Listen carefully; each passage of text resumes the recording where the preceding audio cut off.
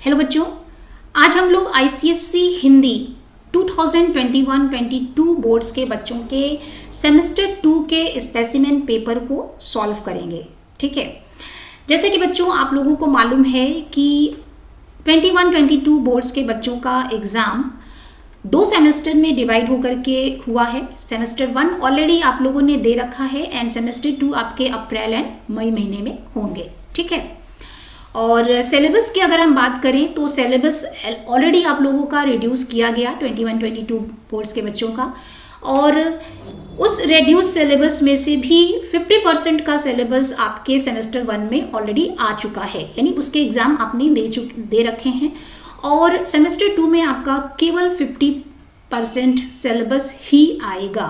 ठीक है, तो आपके लिए बहुत इजी है ये पेपर, आपको बहुत अच्छे से करना भी चाहिए क्योंकि ऑलरेडी आपने 50% सिलेबस के एग्ज़ाम दे रखे हैं। ठीक है, उसमें आपके मुझे आशा है कि आप बहुत अच्छा कर चुके होंगे। ठीक है, थोड़ी मेहनत करके आप इसमें और अच्छा कर सकते हैं।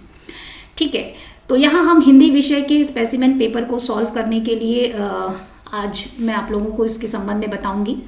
ठीक है, तो चलिए फिर देखते हैं हम लोग। तो ये आपका पेपर है बच्चों 21-22 बोर्ड्स के बच्चों का, जो कि 40 नंबर का है ये, और इसके लिए आपको 1.5 आवर मिलेंगे। ठीक है, और ये पूरा जो पेपर है वो आपका सब्जेक्टिव है। ठीक है, और इसमें 2 सेक्शंस हैं जो कि सेक्शन ए और सेक्शन बी, 2 भागों में ये पूरा पेपर आपका डिवाइड है। सेक्शन ए में आपको निबंध लेखन आएगा जो कि 12 नंबर का होगा, जिसमें से 5 आपके टॉपिक्स होंगे। 5 टॉपिक्स में से किसी एक टॉपिक पर आपको निबंध लिखना है। ठीक है, दूसरा प्रश्न आपको आएगा पत्र लेखन पर। इसमें से आपको 2 पत्र हैं, 2 अनौपचारिक और औपचारिक, दोनों में से किसी एक विषय पर आपको पत्र लिखना है जो कि 120 शब्दों में लिखना है, और ये 8 अंकों का होगा। ठीक है, तो ये सेक्शन ए हो गया। सेक्शन बी की अगर हम बात करें तो सेक्शन बी में आपका टेक्स्ट आता है, जिसमें कि आपके 4 किताबें हैं आपकी, और 4 किताबों में आपके हैं साहित्य सागर संक्षिप्त कहानियाँ, और है आपका साहित्य सागर पद्य भाग, नया रास्ता और एकांकी संचय। ठीक है, तो इन चारों में से आपका जो सिलेबस है वो ऑलरेडी रिड्यूस था, और उसमें से 50% सिलेबस आपने सेमेस्टर 1 में दे रखा है। सेमेस्टर 2 में आपको संक्षिप्त कहानियों का जो सिलेबस है वो केवल 4 कहानियां आपको पढ़नी है। 4 कहानियों में आपको बड़े घर की बेटी, 2 कलाकार, और भेड़े और भेड़िए और भीड़ में खोया आदमी। ठीक है, ये 4 कहानियां हैं, इससे रिलेटेड ही आपको प्रश्न पूछे जाएंगे, और यहाँ पर चारों प्रश्न जो है चारों कहानियों से पूछे गए हैं, एक एक प्रश्न, जो कि 2-2 और 3-3 नंबर के हैं। ठीक है, यानी पूरा जो है 10 नंबर का आपका ये होगा संक्षिप्त कहानियाँ। फिर यहाँ पर पद्य भाग में भी आपकी 4 कविताएं ही आपको पढ़नी हैं, जिसमें से आपको सूर के पद, विनय के पद, मेघ आए और चलना हमारा काम है। इन चारों में से ही आपको प्रश्न पूछे जाएंगे, 2-2 और 3-3 नंबर के। ये भी आपका 10 नंबर का होगा। ठीक है, तो जिन बच्चों ने ये दोनों सेलेक्ट किए हैं, यानी चारों बुक्स में से किसी 2 को ही आपको सेलेक्ट करना है, और इन 2 पर ही आपको प्रश्नों के उत्तर लिखने हैं। ये सभी बच्चों को अब तक मालूम हो चुका है। ठीक है, और नया रास्ता में 26 अध्याय हैं आपके, तो 13 आपने ऑलरेडी सेमेस्टर 1 में कवर हो गए आपके, और 13 आपके जो है सेमेस्टर 2 में कवर होंगे, और ये जो है उससे ही रिलेटेड 4 प्रश्न आपको पूछे जाएंगे। और एकांकी संचय, जिसमें से आपके 5 एकांकी थी जिसे पढ़ना था आपको, 3 आपके ऑलरेडी सेमेस्टर 1 में आ चुके हैं, और सेमेस्टर 2 में आपको सिर्फ 2 एकांकी ही पढ़नी है, सूखी डाली और दीपदान। इन 2 से ही आपको 4 प्रश्न पूछे जाएंगे, 2-2 और 3-3 नंबर के। ठीक है, क्लियर हो गया बच्चों, ये आपका सिलेबस हो गया, और टेक्स्ट में आपको किसी 2 बुक के ही प्रश्नों के उत्तर लिखने हैं।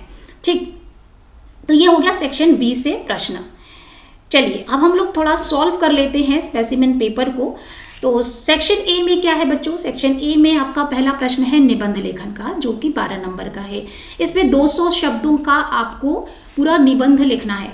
तो इसमें से जो 5 टॉपिक आपको दिए गए हैं, इन 5 टॉपिक में से किसी एक टॉपिक पर आपको लिखना है। तो सबसे पहले आप क्या करेंगे, ऐसे टॉपिक को चूज करेंगे जिस पर आपको अच्छी जानकारी हो।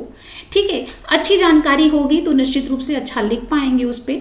और एक सही रूपरेखा आप अपने दिमाग में सबसे पहले बनाइए कि किस ढंग से आप शुरू करेंगे और किस ढंग से बीच में लिखेंगे, फिर अंत में लिखेंगे। एक सही तरीका आप निबंध लेखन का अपनाइए और एक अच्छी तरीके से आप एक तारतम्यता के साथ अपने निबंध को लिखने का प्रयास कीजिए। ठीक है, लेकिन विषय चुनते समय आप बहुत सावधानी रखिए, ताकि क्योंकि अच्छी जानकारी जिस विषय पे है उसी विषय को चुनिए आप।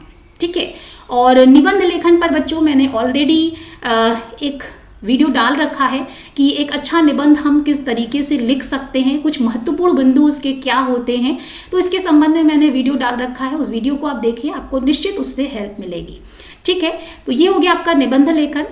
सेकंड आपका जो प्रश्न है वो है पत्र लेखन का।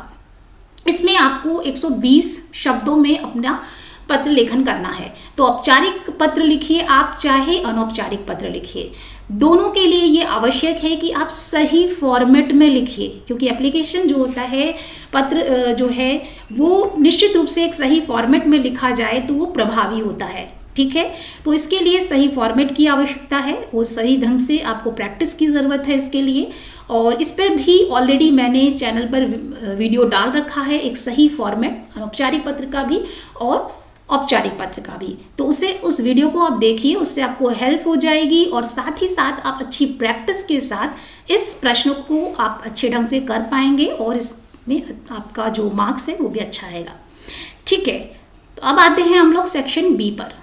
सेक्शन बी में आपका बच्चों टेक्स्ट आता है। टेक्स्ट में आपके 4 बुक्स हैं, 4 में से आपको 2 को सेलेक्ट करना है। ठीक है, संक्षिप्त कहानियों में पहला प्रश्न है बच्चों, बेनी माधव सिंह ने किसका साथ दिया और क्यों? तो ये पहला प्रश्न आपका है बच्चों, बड़े घर की बेटी से। ठीक है, तो इस प्रश्न का उत्तर आप किस तरह से लिखेंगे? आनंदी और लाल बिहारी के बीच दाल में घी न डालने की बात को लेकर अनबन हो जाती है, जिससे घर में क्लेश उत्पन्न हो जाता है। बेनी माधव इस घटना में अपने छोटे पुत्र लाल बिहारी का ही पक्ष लेते हैं, क्योंकि वह यह स्वीकार नहीं करना चाहते थे कि लाल बिहारी का कोई दोष होगा। उनका मानना था कि बहू बेटियों का यह स्वभाव अच्छा नहीं होता कि मर्दों के मुंह लगें। स्त्रियां इसी तरह का घर का नाश कर देती हैं, उनको बहुत सिर चढ़ाना अच्छा नहीं। ठीक है, ये पूरी कहानी जो है वो आनंदी की है, जो कि बड़े घर की बेटी है और जिस घर में आती है उस घर में क्या क्या चीज़ें होती हैं उस पर उससे रिलेटेड है। ठीक है, नेक्स्ट प्रश्न आपका है, चित्रा एवं अरुणा कौन है? संक्षेप में उनका परिचय दीजिए। ठीक है, तो इस प्रश्न का उत्तर आप किस तरीके से लिखेंगे बच्चों? यहाँ पर है, चित्रा एवं अरुणा घनिष्ठ मित्र थीं और छात्रावास के एक ही कमरे में रहती थीं। चित्रा धनवान पिता की इकलौती संतान है। वह कला के प्रति समर्पित है तथा उत्कृष्ट कलाकार है। वह जीवन के रंगों का सजीव चित्रण कैनवास पर उतारने में पारंगत है। वह एक महत्वाकांक्षी युवती है। सामर्थ्य और साधन होने के बाद भी वह किसी की मदद नहीं करती, जो उसकी संवेदनहीनता को प्रदर्शित करता है। ठीक है, ये एक उच्च कोटि के कलाकार है लेकिन संवेदनहीनता है।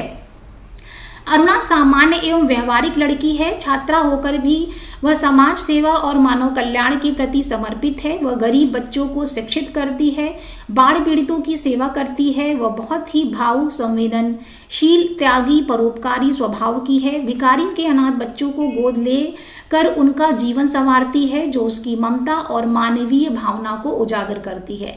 ठीक है, तो यहाँ पर हमें चित्रा और अरुणा के जो चारित्रिक विशेषताएं हैं उसको ही लिखना है। ठीक है, उसे हमें संक्षेप में लिखना है क्योंकि ये 2 नंबर का ही प्रश्न है आपका।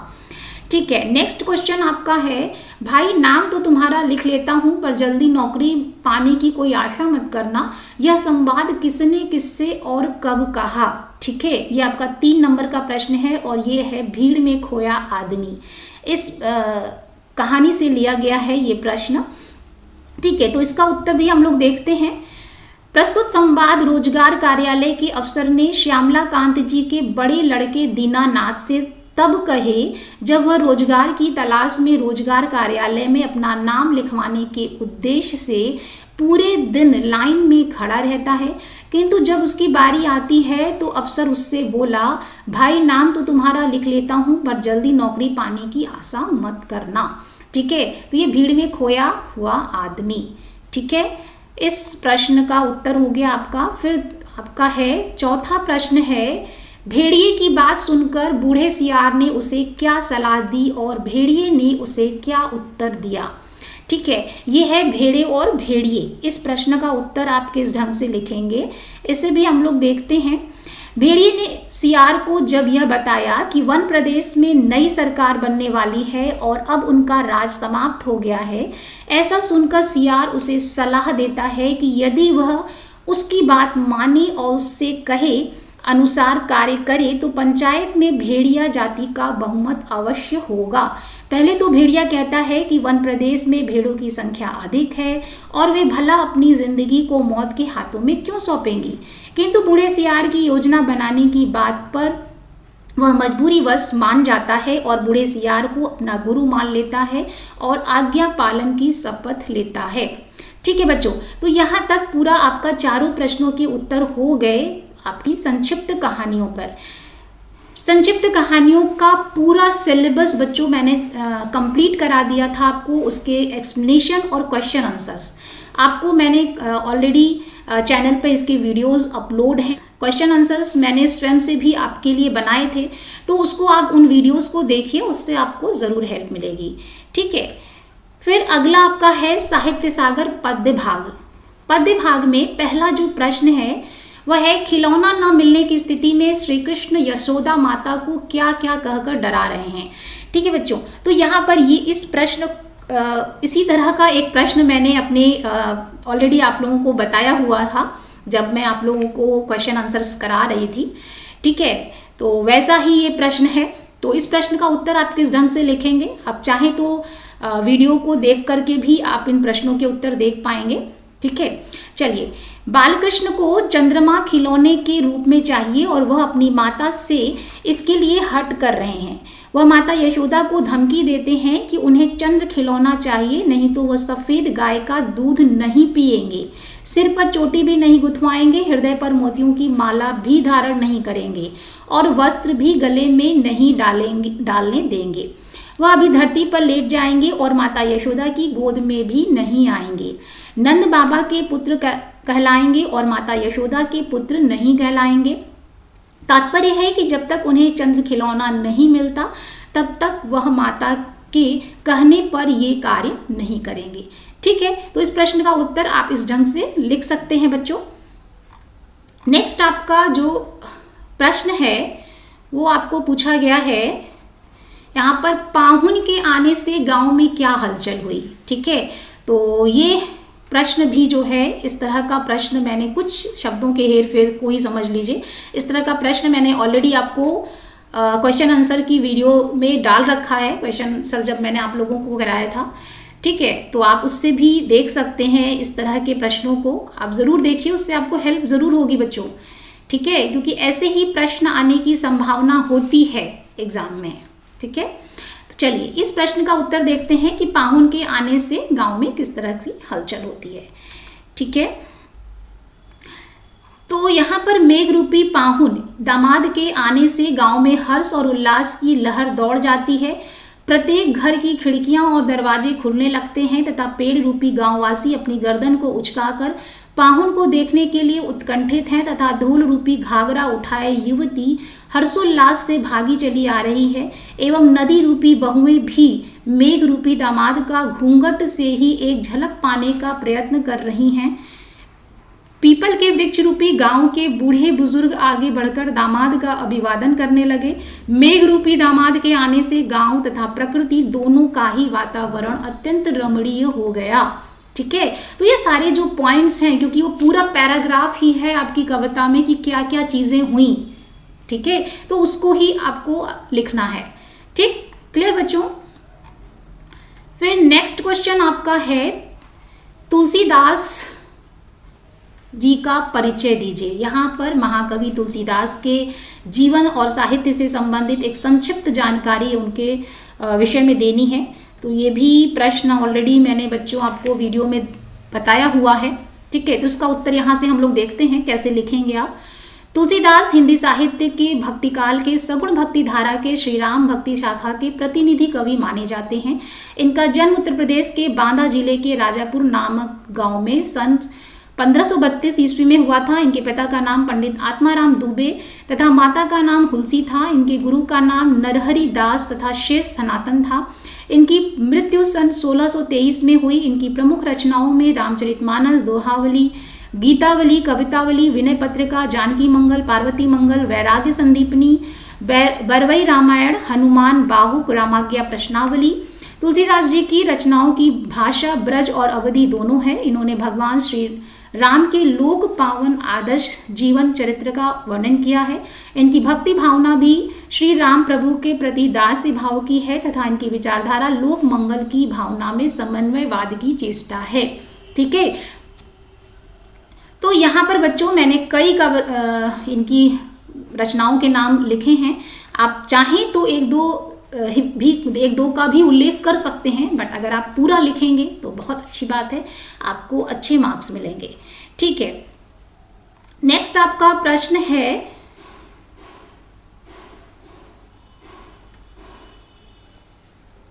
नेक्स्ट प्रश्न है आपका, निम्नलिखित शब्दों के अर्थ लिखिए। यानी जो कविताओं में जो शब्द आए हैं उन शब्दों में जो कठिन शब्द हैं उन्हीं के अर्थ लिखने हैं। ठीक है, तो इसमें आपका जो प्रश्न है ये 3 नंबर का है। इसमें 6 आपके शब्द पूछे हैं, इनके अर्थ लिखने हैं आपको। ठीक है, तो चलिए देखते हैं इसका उत्तर क्या हो जाएगा आपका। यहाँ पर पहला शब्द है प्रबल। तो प्रबल का अर्थ होता है तीव्र, शक्तिशाली, बलवान, उग्र, तेज, प्रचंड। इनमें से कोई भी एक आप लिख दीजिए। ठीक है, वो सही होगा। अवरुद्ध, अवरुद्ध का अर्थ होता है रुका या रोका हुआ, रुकावट, बाधित, रुधा हुआ, घिरा हुआ। ठीक है, इनमें से कोई भी एक लिख दीजिए या 2 लिख दीजिए, आपका सही होगा। विशद, विशद में यहाँ पर बच्चों ये मूर्धन्य स यहाँ पर लिख दिया है। यहाँ पर हो सकता है मिस प्रिंटिंग हो, लेकिन यहाँ पर वास्तव में ये तालव्य स होना चाहिए था। ठीक है, क्योंकि आपके जो कविता है चलना हमारा काम है, इस पोयम की का ये शब्द है, तो ये शब्द होना चाहिए, मूल शब्द ये है। इसका अर्थ है बड़े, विस्तृत, व्यापक और विशाल। ठीक, क्लियर हो गया बच्चों। फिर दूसरा शब्द है रफ्तार। रफ्तार का अर्थ है गति, चाल और प्रगति। ठीक है, बयार का अर्थ होता है हवा या पवन। दामिनी का अर्थ होता है बिजली, विद्युत या आकाश में चमकने वाली बिजली। ठीक है, तो ये शब्दों के अर्थ हो गए आपके। तो ये पूरी जो 4 पोयम आप पढ़ेंगे उनसे ही आएंगे। ठीक है, जो कि पहले भी ऐसे आया करते थे। तो ये बहुत कठिन नहीं आते बच्चों, इजी आएंगे। जब आप कविताएं पढ़ेंगे, उसकी एक्सप्लेनेशन पढ़ेंगे, तो आप को ये शब्द अच्छे से याद हो जाएंगे। ठीक है, नेक्स्ट आपकी जो बुक है वो है नया रास्ता। नया रास्ता के 13 अध्यायों से ही सेमेस्टर 2 में आपके प्रश्न पूछे जाएंगे। ठीक है, तो पहला प्रश्न है आपका, आशा के विवाह में आई दूसरी महिलाएं मीनू के बारे में क्या बातें कर रही थीं। ठीक है, तो उत्तर आप किस ढंग से लिखेंगे इसके संबंध में देखते हैं हम लोग। ये आशा के विवाह में आई दूसरी महिलाएं मीनू के संबंध में तरह तरह की बातें करती हैं। उनमें से किसी ने कहा कि लड़की तो बड़ी भी सुंदर है, फिर उसकी शादी क्यों नहीं हुई। किसी ने कहा कि आजकल की लड़कियों के बड़े नखरे हैं। जब उन्हें मालूम होता है कि मीनू ने वकालत की पढ़ाई के लिए शादी करने से मना कर दिया है, तब वे कटाक्ष करते हुए कहती हैं कि पढ़ाई के चक्कर में कौन अपनी बेटियों को इतना जवान करता है, आधी उम्र तो पढ़ाई के चक्कर में ही निकल जाती है। ठीक है, तो ये जो लाइन है ये आपकी उपन्यास की ही लाइन है। ठीक है, तो आप इसके लिखते हैं तो आपका उत्तर काफ़ी प्रभावशाली हो जाएगा। ठीक है, नेक्स्ट क्वेश्चन आपका है, क्या अमित मेरठ वाली लड़की से शादी करने के लिए इच्छुक था? यदि नहीं तो शादी तय कैसे हो गई? ठीक है, तो इस प्रश्न का उत्तर आप किस ढंग से लिखेंगे इसके संबंध में देखते हैं। अमित मेरठ वाली लड़की सरिता से शादी करने के लिए इच्छुक नहीं था, क्योंकि सरिता उसे पसंद नहीं थी, किंतु उसके माता पिता को दहेज का लालच था। अमित ने माता पिता के दबाव में आकर विवाह के लिए हाँ कर दी थी, किंतु वास्तव में वह इस विवाह के खिलाफ था। ठीक, क्लियर बच्चों। फिर नेक्स्ट क्वेश्चन आपका देखते हैं क्या है। नेक्स्ट क्वेश्चन है आपका, अमित को नीलिमा से क्या ज्ञात हुआ, उसे सुनकर उसने क्या निर्णय लिया।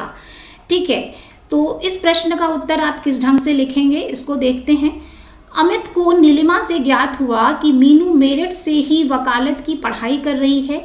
1.5 वर्ष पहले किसी लड़के ने उसे देखकर रिश्ता नामंजूर कर दिया था, तभी से वह निराश हो गई थी। अब उसमें पढ़ लिख कर अपने पांव पर खड़े होने की लगन उत्पन्न हो गई है, जिससे वह समाज में सिर ऊंचा करके रह सके। विवाह का ख्याल भी उसने अपने मन से निकाल दिया। नीलिमा की बातें सुनकर अमित को आत्मग्लानि महसूस होने लगती है और उसे वहां एक पल भी बैठना मुश्किल लगने लगता है, जिससे वह वहां से चले जाने का निर्णय लेता है।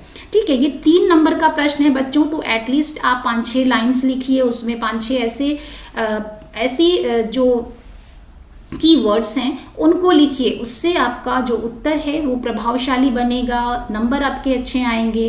ठीक है, तो ये कोशिश जरूर रखिए आप कि 2 नंबर के प्रश्न हैं उसको किस ढंग से लिखें, 3 नंबर का है तो उसे थोड़ा और बड़ा करके उसमें अच्छे वर्ड्स डालें हम। इन सब चीज़ों का आप जरूर ध्यान रखिए सब्जेक्टिव प्रश्न में। फिर आपका चौथा प्रश्न है, मीनू का चरित्र चित्रण करिए। मीनू कौन है? ये उपन्यास की नायिका है, पूरी कहानी जो है मीनू के ही ऊपर बेस्ड है, तो उसका चरित्र चित्रण ही आपको यहाँ लिखना है। मीनू नया रास्ता उपन्यास की नायिका है और मुख्य पात्र है। उसके ही इर्द गिर्द उपन्यास की कथा घूमती है। वह कुशाग्र बुद्धि एवं मेधावी छात्रा है। उसने एमए की परीक्षा प्रथम श्रेणी में उत्तीर्ण की है और बाद में वकालत की परीक्षा भी प्रथम श्रेणी में ही उत्तीर्ण कर मेरठ जिले की प्रतिष्ठित वकील बनती है। मीनू बहुमुखी प्रतिभा संपन्न है। वह घर के कामों में निपुण है, खाना बनाना, सिलाई कढ़ाई, पेंटिंग बनाना आदि के साथ ही एक अच्छी गायिका भी है और कथक भी जानती है। वह परिपक्व विचारों वाली प्रगतिशील युवती है। सांवले रंग और छोटे कद के कारण विवाह के लिए कई बार उसे बार अस्वीकृत किए जाने पर भी अपनी दृढ़ इच्छा शक्ति से आत्मनिर्भर बनने का फैसला करती है और समाज की कुरीतियों के खिलाफ खड़ी होती है। उसके हृदय में लोगों के लिए संवेदना भी है, यानी एक संवेदनशील लड़की भी है। इस प्रकार मीनू अपनी दृढ़ इच्छा शक्ति के सहारे आत्मनिर्भर बनती है और अपने जैसी युवतियों को नया रास्ता दिखाकर आदर्श कायम करती है। यही पूरा मोटिव है इस पूरे उपन्यास का। तो ये सारी जो लाइंस हैं आप ज़रूर लिखिए और जितनी भी इसकी जो चारित्रिक विशेषताएं हैं कि ये सब सारी चीज़ें जानती है, तो इनका उल्लेख आप कर दीजिए। ठीक है, यानी मुख्य जो पॉइंट्स हैं उससे आप ज़रूर लिखिए। कुशाग्र बुद्धि है, ठीक है, मेधावी छात्रा है, तो इस तरह से आपके प्रश्न का उत्तर अच्छा बनेगा। ठीक, ये हो गया बच्चों आपका नया रास्ता के प्रश्नों के उत्तर आप किस ढंग से लिखेंगे। ठीक है, लास्ट आपका है एकांकी संचय। एकांकी संचय में 2 एकांकियां हैं, 2 एकांकियों से ही आपके प्रश्न आएंगे। ठीक है, पहला प्रश्न है आपका, सूखी डाली एकांकी में बेला ने ससुराल के फर्नीचर के विषय में क्या क्या कहा, यह बात कौन बता रहा है। ठीक है, तो ये बात कौन बता रहा है, तो यहाँ पर इस प्रश्न का उत्तर आप किस ढंग से लिखेंगे। यहाँ पूरी संयुक्त परिवार की कथा है इस एकांकी में। सूखी डाली एकांकी में संयुक्त परिवार की छोटी बहू बेला ससुराल के फर्नीचर को सड़ा गला और बेडोल कहती है। कुर्सियां टूटी फूटी हैं। वह इस सड़े गले सामान को कमरे से बाहर फेंक देती है और कहती है कि इस बेडोल फर्नीचर से तो नीचे धरती पर चटाई बिछाकर बैठे रहना अच्छा है। यह सारी बातें परिवार की मंझली बहू बता रही है। ठीक है, यहाँ पे 2 प्रश्न पूछे गए थे, तो दोनों के उत्तर आपको लिखने हैं। ठीक, क्लियर बच्चों। फिर नेक्स्ट क्वेश्चन आपका है, सूखी डाली एकांकी में इंदु कौन है, उसने मिश्रानी के विषय में बेला से क्या क्या कहा था, यह बात उसने किसके समक्ष कही थी। यहाँ पर 3 प्रश्न आपको पूछे गए हैं। ठीक है, बहुत इजी हैं, लेकिन जितने भी आपको डिस्क्रिप्शंस होते हैं उसे आप ज़रूर ध्यान से पढ़ा कीजिए बच्चों, चाहे कहानी हो चाहे एकांकी हो। इसका उत्तर है सूखी डाली एकांकी में इंदु परिवार की बेटी और दादा मूलराज की लाडली पोती है। उसने प्राइमरी तक की शिक्षा प्राप्त की है। घर में सभी उसकी राय सलाह लेते हैं। वह एक समझदार लड़की है तथा अपने दादाजी का सम्मान करती है। बेला इंदु की भाभी है। सफाई की बात को लेकर जब बेला मिश्रानी को फटकारती है तब इंदु बेला से मिश्रानी के संबंध में कहती है कि 10 साल से यही मिश्रानी घर का काम कर रही है, घर की सफाई करती है, बर्तन मलती है, कपड़े धोती है। यह बात इंदु बड़ी भाभी के समक्ष कह रही थी। ठीक है, तो ये प्रश्न का उत्तर हो जाएगा बच्चों। नेक्स्ट क्वेश्चन आपका देखते हैं बच्चों। नेक्स्ट है आपका तीसरा प्रश्न दीपदान एकांकी से।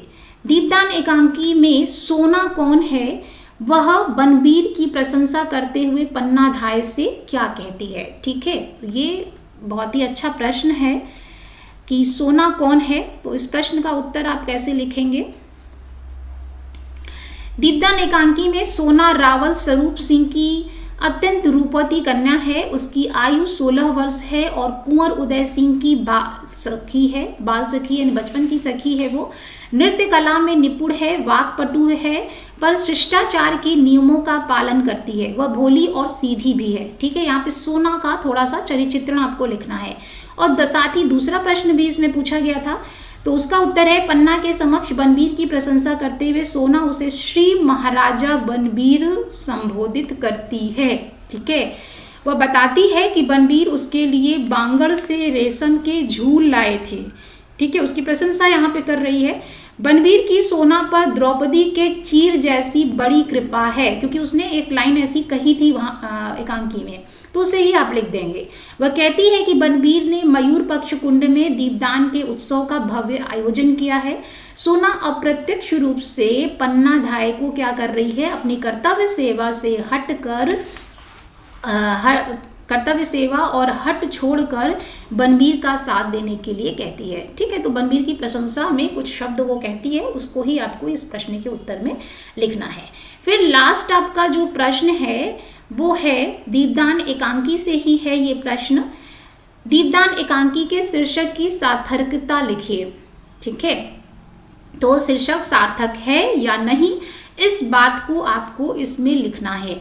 ठीक है, तो इसके संबंध में भी ऑलरेडी बच्चों मैंने आपको वीडियो में बता रखा है। क्वेश्चन आंसर जब मैंने बताया था आपको दीपदान एकांकी का, और दीपदान एकांकी के एक्सप्लेनेशन भी मैंने आपको बताई हुई है, उसकी वीडियो आपको चैनल पर मिल जाएगी। ठीक है, तो उसमें भी इस प्रश्न का उत्तर आपको मिल जाएगा। तो उत्तर यहाँ पर है दीपदान एकांकी का शीर्षक संक्षिप्त, उद्देश्यपूर्ण, आकर्षक और कौतूहल वर्धक है।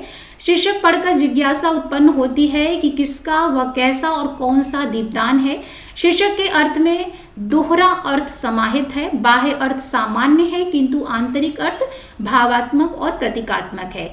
एकांकी के प्रारंभ में दीपदान का उत्सव मनाया जाता है, जिससे चित्तौड़ की किशोरियां तुलजा भवानी के समक्ष दीपक जलाकर जल में प्रवाहित करती हैं।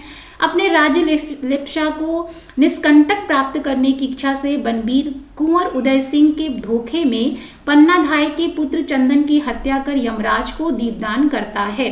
पन्नाधाय अपने साहस, त्याग और बलिदान तथा स्वामी भक्ति का परिचय देते हुए अपने पुत्र चंदन के जीवन का दान करके चित्तौड़ के कुंवर उदय सिंह की प्राणों की रक्षा करती है, अर्थात मातृभूमि के लिए वह अपने पुत्र रूपी दीपक का दान कर देती है। इस प्रकार हम देखते हैं कि एकांकी की कथा का मूल दीपक दान के दान पर ही आधारित है, अतः दीपदान शीर्षक ही श्रेष्ठ एवं सर्वथा उपयुक्त है। ठीक है, तो अलग अलग अर्थों में यहाँ पर दीपदान का उल्लेख किया गया है इस पूरी एकांकी में। तो इस पूरी एकांकी का को आप ध्यान से ज़रूर पढ़िए बच्चों, क्योंकि 2 ही एकांकी आपको आ रही है आपके एग्ज़ाम में। ठीक है, तो ये सारे भी जो भी आपके सिलेबस में हैं, ये तीनों बुक्स जो कि हिंदी साहित्य सागर गद्य, संक्षिप्त कहानियाँ और हिंदी साहित्य सागर पद्य और एकांकी संचय। ठीक है, इसके सारे जो भी एक्सप्लेनेशन हैं, उनके क्वेश्चन आंसर्स हैं, इसकी सारी वीडियोस आपको चैनल पर मिल जाएंगी। उस पर मैंने अपने खुद से स्वयं से मैंने प्रश्न बनाए हुए हैं, वो भी आपको हेल्प करेंगे। ठीक है। और इस तरह के सब्जेक्टिव प्रश्न ही आपको एग्ज़ाम में आएंगे इस बार सेमेस्टर 2 में, ठीक है। तो ये पूरा आपका स्पेसिमेन पेपर मैंने सॉल्व करा दिया, ठीक है।